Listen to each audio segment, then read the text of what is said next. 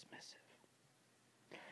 On the morning of 27 April 1521, Magellan sailed to Macedon with a small attack force.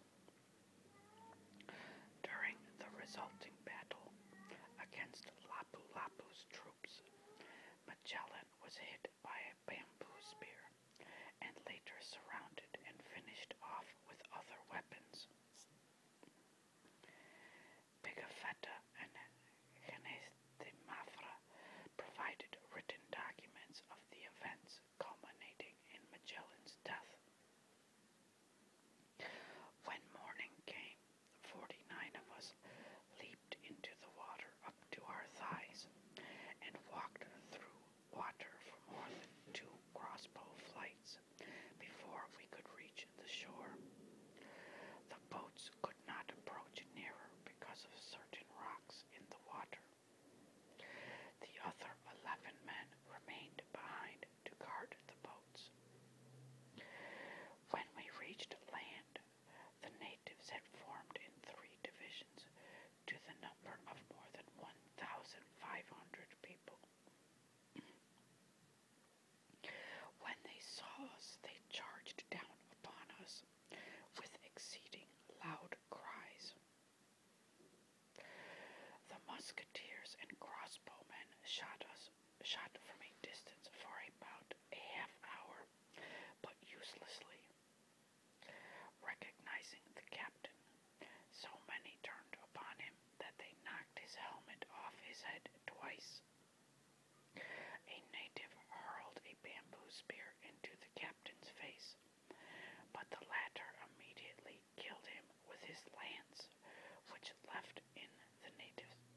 left in the native's body.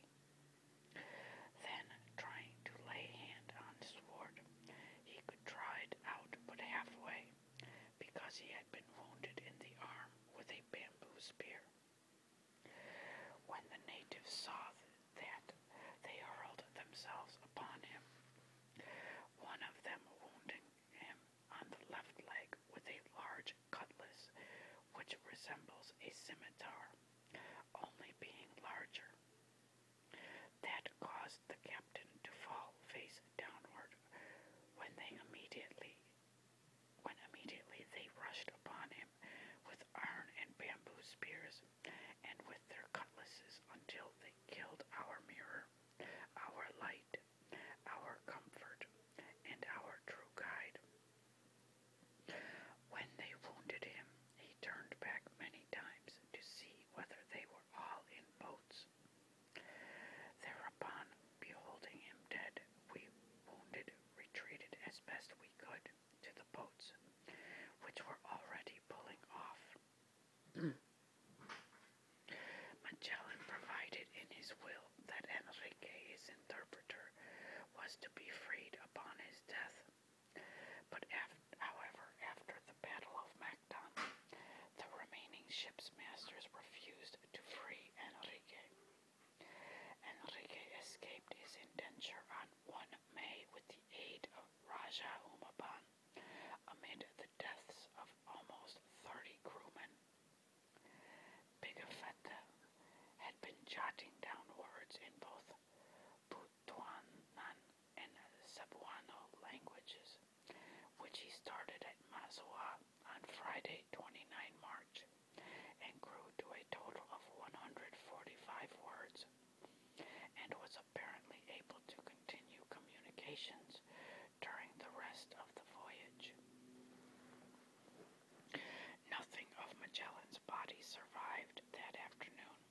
The grieving Raja King, hoping to recover his remains, offered Macedon's victorious chief a handsome ransom of copper and iron for them. Lapu-Lapu was elated. He had not possessed so much wealth in his lifetime. However, he was unable to produce the body. He could not find it. He searched, accompanied by a delegation from Cebu. He and his warriors carefully examined the shallow surf where Magellan had thrashed his last. Nothing turned up. explanation is that the Mactan defenders literally tore him apart, and the sea, which had brought him so far, bore his blood away. Since his wife and child died in Seville before any member of the expedition could return to Spain, it seemed that every evidence of Ferdinand Magellan's existence had vanished from the earth. The casualties suffered in the Philippines left the expedition with too few men to sail all three of the remaining ships. Consequently, on 2 May, they abandoned Concepcion and burned the ship. The fleet, reduced to Trinidad and Victoria, fled westward to Palawan. They left that island on 21 June and were guided to Brunei, Borneo, by Moro pilots who could navigate the shallow seas. They anchored off the Brunei breakwater for 35 days, where Pigafetta, an Italian from Vicenza, recorded the splendor of Raja Siripada's court. Gold, 2 pearls the size of hens' eggs, etc. In addition, Brunei boasted tame elephants and armament of 62 cannons, more than 5 times the armament of Magellan's ships, and Brunei disdained cloves, which were to prove more valuable than gold upon the return to Spain.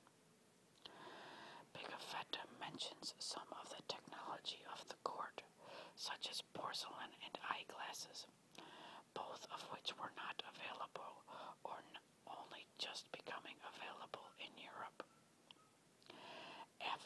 After reaching the Maluku Islands, the Spice Islands, on 6 November, 115 crew were left.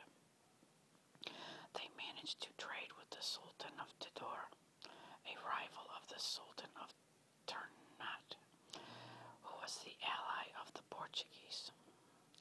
The 2 remaining ships, laden with valuable spices, attempted to return to Spain by sailing westwards.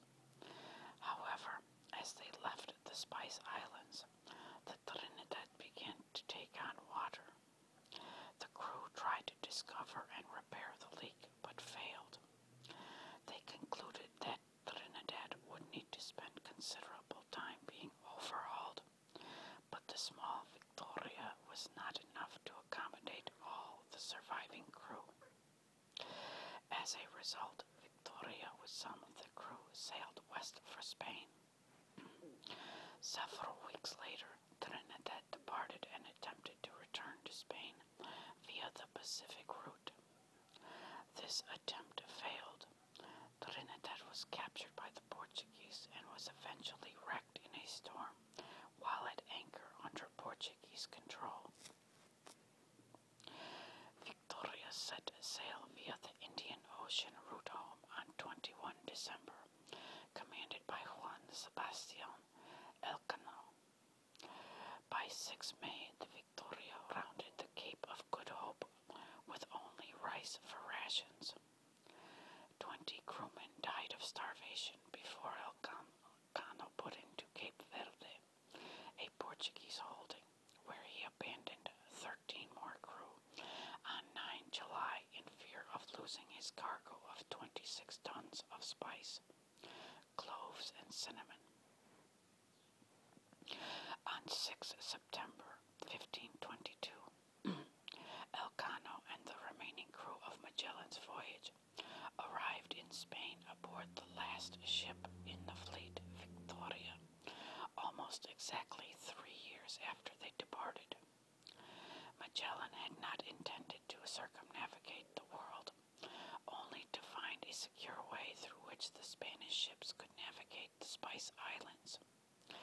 It was Elcano who, after Magellan's death, decided to push westward, thereby completing the first voyage around the entire Earth.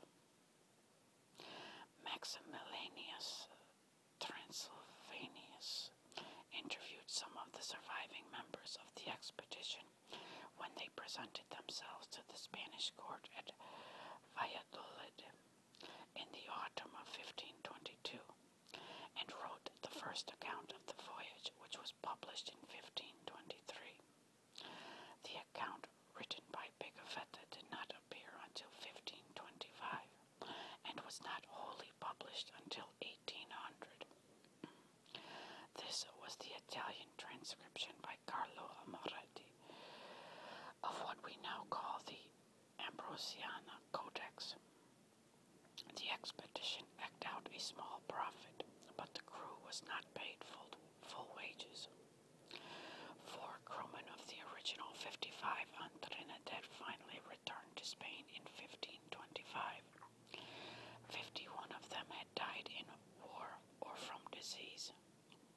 In total, approximately 232 Spanish, Portuguese, Italian, French, English, and German sailors died on the expedition around the world with Magellan.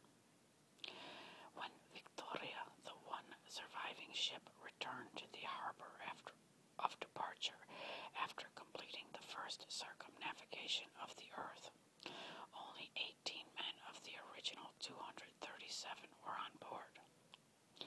Among the survivors were 2 Italians, Antonio Pigafetta and Martino de Judicibus. Martino de Judicibus was Genoese or Savanese chief steward. His history is preserved in the nominative registers of the Archivo General de Indias in Seville, Spain. The family name is referred to with the exact Latin patronymic of de Judicibus. He was initially assigned to the Caravel Concepcion, one of the 5 ships of the Spanish fleet of Magellan. Martino de Judicibus embarked on the expedition with the